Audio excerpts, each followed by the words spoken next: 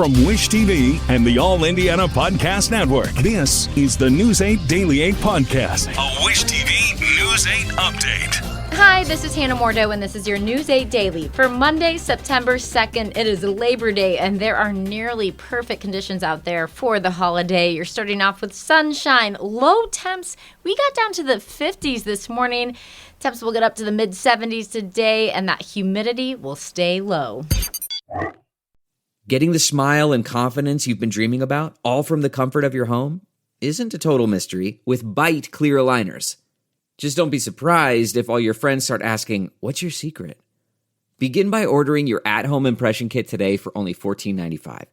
Bite clear aligners are doctor-directed and delivered to your door. Treatment costs thousands less than braces, plus they offer flexible financing, accept eligible insurance, and you can pay with your HSA FSA. Get 80% off your impression kit when you use code WONDERY at Byte.com. That's BYTE.com. Start your confidence journey today with Byte. What makes a life a good one? Is it the adventure you have? Or the friends you find along the way? Maybe it's pursuing your passion while striving to protect, defend, and save what you believe in every single day. So what makes a life a good one? In the Coast Guard, we think it's all of the above and more. But you'll have to find out for yourself. Visit gocoastguard.com to learn more.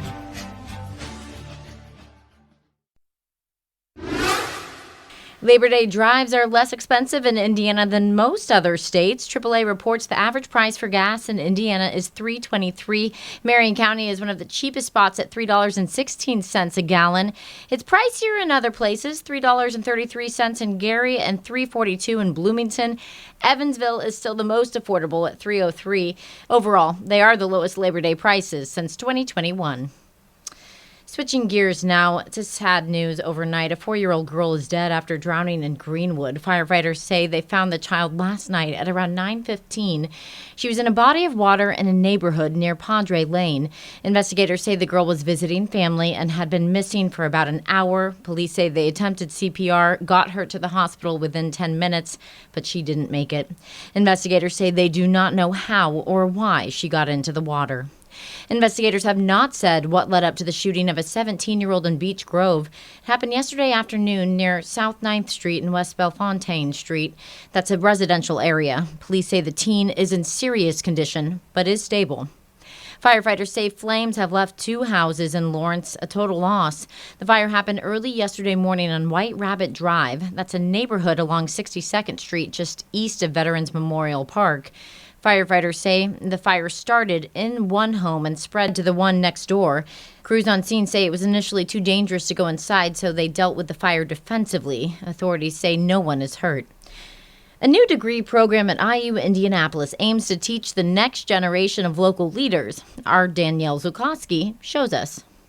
IU Indianapolis just launched its first new degree program since dissolving IUPUI. The Community and Organizational Leadership Studies program offers a bachelor's degree, minor, or certificate option. School leadership says the goal of the program is to empower students from all walks of life to make a difference in the world. The O'Neill School of Public and Environmental Affairs at IU Indianapolis is offering 7 new courses for the Community and Organizational Leadership Studies bachelor's degree and 4 courses for the minor. The school is bringing this unique degree to the table to help grow leaders as they enter the public, private, or nonprofit workforce. This is about helping students understand that coming to college is not just about reading things they'll never use again.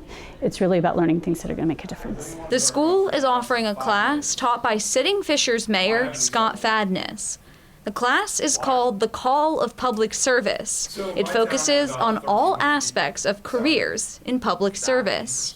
On the first day of class, he told students he still has prejudice towards politicians, but knows this role allows him to create change as a leader in Fishers. By being mayor, by having gone through that political process, it empowered me, it enabled me to go seek out those problems, to identify them and understand them, and to come up with a solution and then go marshal collective resources for trying to solve it. That's a pretty amazing opportunity if you're someone that's driven. We have a class that is so full, we have no extra seats in this classroom. People are really excited to hear from the mayor, and most importantly, they're really voicing their opinions about what young people today are concerned about, what they think their future is going to look like, and they're eager to learn how they can make a difference in society.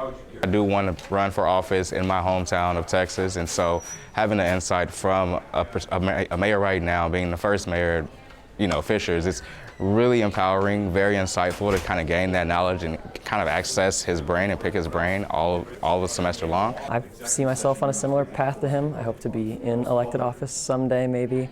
If not, definitely behind the scenes, helping people on a daily basis through local or state government. Mayor Fadness says he is excited to step back into the classroom to teach this class. He says being mayor is still his #1 priority, and the class will not be a distraction to that. I'm Danielle Zolkowski for Wish TV, wishtv.com, and follow us on Facebook for updates. The Indiana Fever are back above 500 for the first time in 5 years. They beat the Dallas Wings last night, 100-93. Kelsey Mitchell led all scorers with 36. Caitlin Clark had 28 points and 12 assists. The Fever have now won 4 straight. Oh, man, I think it's about finding an extra dig. I keep telling our team, find an extra and dig as deep as you can to get another stop. And I think that when you build that mentality and you build that atmosphere within your group, you get to see it in your culture. And I think that you saw it down the stretch of that game. The Fever have won 6 of 7 games since the Olympic break. The last time they had a winning record was June of 2019. Next up, the Los Angeles Sparks, Wednesday at 7 at Gainbridge Fieldhouse. You must register to vote in Indiana by October 7th for the presidential election. An Eastside church is working to make sure you have all the information you need to vote. News 8's Brittany Noble has the story. Well, Eastern Star Church wants to ensure that registered voters make their voices heard this year. Members are hosting a free event to encourage questions and discussions about the upcoming election. Indiana's Civic Health Index reveals that the state ranked 50th in voter turnout during the 2022 midterm elections.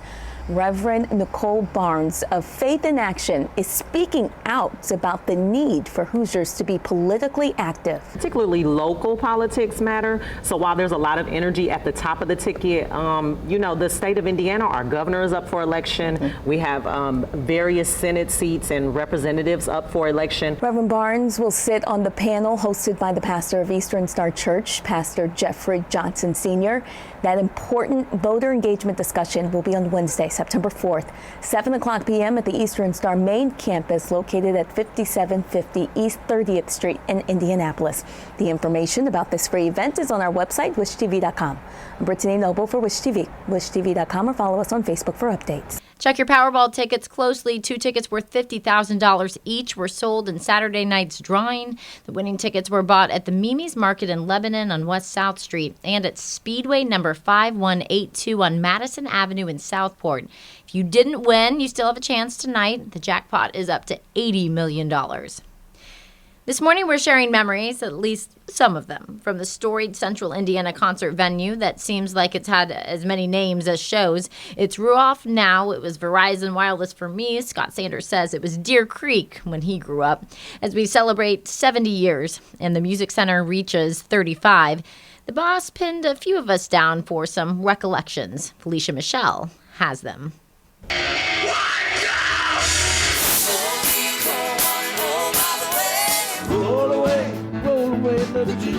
I was asked to tell Deer Creek stories. These are the ones I'm comfortable sharing with you. Verizon Wireless Klipsch Ruoff, a music center by any other name, would sound as sweet. With great thanks to whoever's sponsoring it at the moment. I know it wouldn't exist without that, but you get to a certain age and it is what it was when you were a kid, and it's Deer Creek to me. I grew up next to a town named Deer Creek that people would show up thinking that's where the amphitheater was at. The town put up a sign that says, "This is not the amphitheater you're looking for." Rising up from the cornfields on the outskirts of Noblesville and opening in 1989, it's hosted thousands of concerts for millions of fans. On occasion, it's been used for other activities. In 1993, Julia Roberts and Lyle Lovett celebrated their recent surprise wedding in Marion, Indiana during his June concert. Your Ferris wheel and your children's rides, a lemon shake-up, these are all things you associate with a fair. But at the Deer Creek Fair, there are some things going on that aren't typical. I bungee jumped at Deer Creek.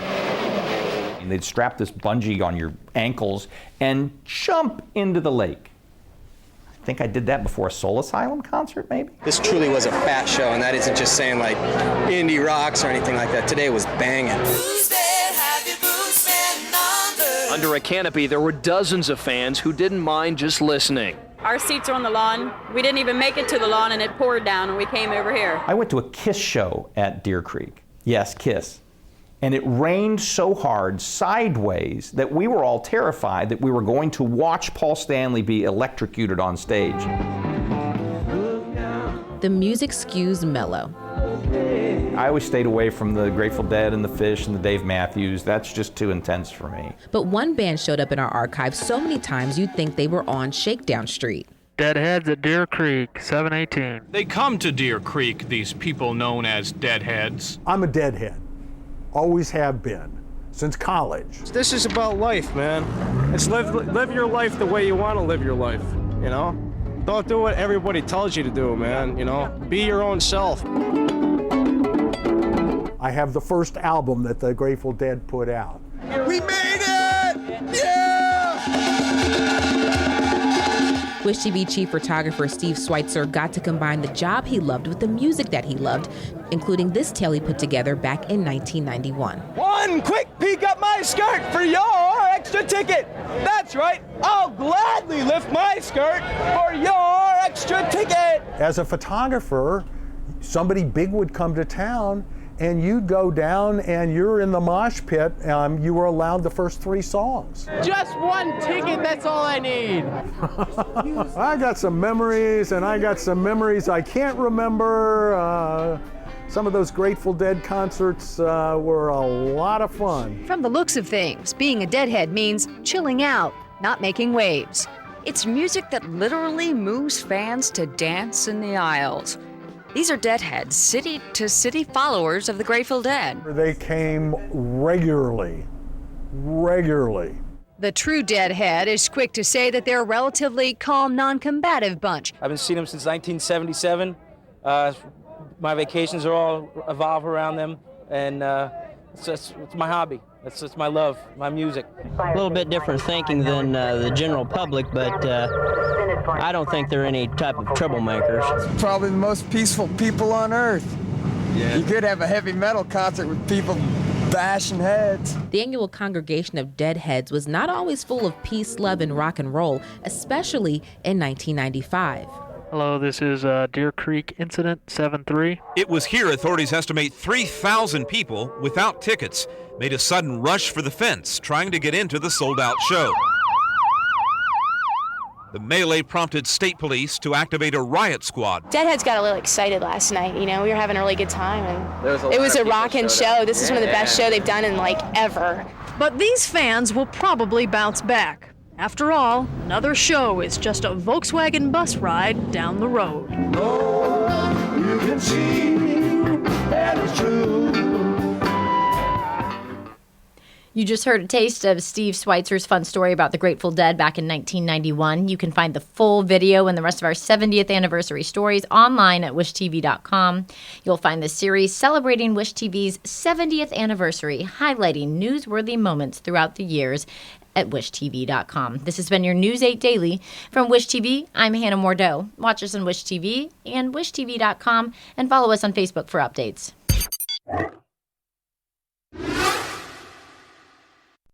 This is the News 8 Daily 8 podcast, a Wish TV News 8 update on demand. For even more, on demand and on the go, connect with Wish TV on Facebook at wishtv.com and on the free Wish TV mobile app. Thank you for listening, and be sure to like, subscribe, and follow this podcast for updates every weekday morning on the All Indiana Podcast Network and wherever you get your podcast.